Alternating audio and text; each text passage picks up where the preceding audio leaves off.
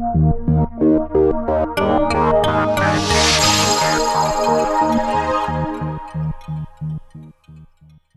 for joining me for another week of Beyond the Headlines. I'm Dave Rishi, News Web Editor for blackburnnews.com. This week I've asked Chatham-Kent Councillor Derek Robertson to join me to discuss some of the issues that have come up at Council recently. Thanks for joining me, Derek. Thank you, it's a pleasure to be here. So obviously last night we were dealing with the Chatham-Kent branding strategy. I'll be honest with you, I'm not really sold on the cultivating growth from shore to shore. It just doesn't resonate with me. I guess, what are your feelings on it? Well, I think ultimately the brand is trying to take into account our proximity to water on both the north end and the south end, and throughout the municipality of Chatham-Kent, and then feature our strengths in agricultural growth while having a more global feeling towards the goals of council to grow economically through job creation and new assessment. What does cultivating growth mean? Is it just a play on agriculture, or what does it actually mean? I think it is a play on agriculture to a certain degree, but by the same token, I think that it really says that our branding and who we are as both a municipality and as entrepreneurs is to foster an environment that's conducive to new investment, that's open to new investment, and is attractive to groups that are looking to build their economic brand, for lack of a better term, in new marketplaces.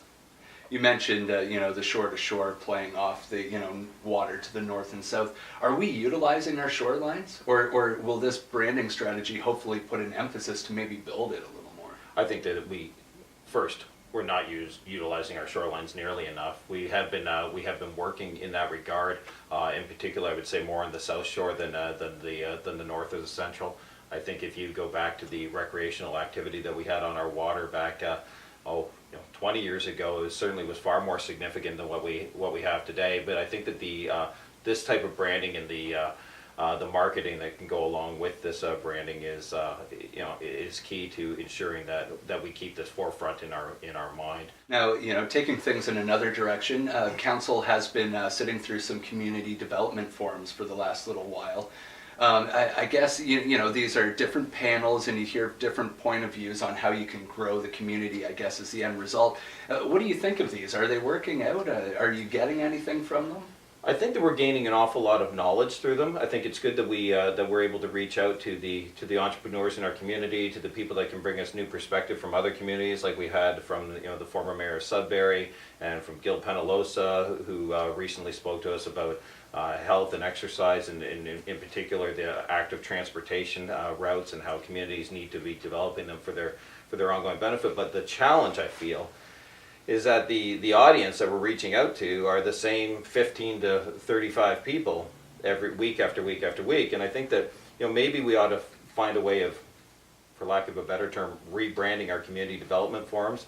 I've often said that the best way to reach people and get greater participation is to offer something, and to do so for someone's dollar, and that may be able to to entice people out to a broader event, an event that isn't as stuffy as what we may find in a council chamber, but can offer a larger venue, whether it be the Portuguese Club or any Club Latinas or any of the other venues that we have around, so that we can reach out to people through sale of tickets and the like, and build up a greater groundswell of activity. Because really right now, I don't think that our goal ought to be to reach the same 35 people over and over again, although the messages are very concise, and they're important for us to be able to work into our work that we have as councillors and in our budget process.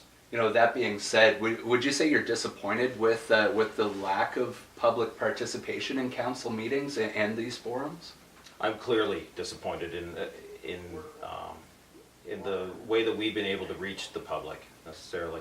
I don't think it's the public's fault for not necessarily coming, but we need to reach them in more creative manners and means in order to ensure that the messages that we're either attempting to promote, or the messaging that we want to receive back from the public is effectively received. Other than that, though, the big story seems to be rumors of an OHL team, rumors or confirmation, I don't know what you want to call it, of a leak of closed session documents. When you first heard these things come into the public, what was your initial thought?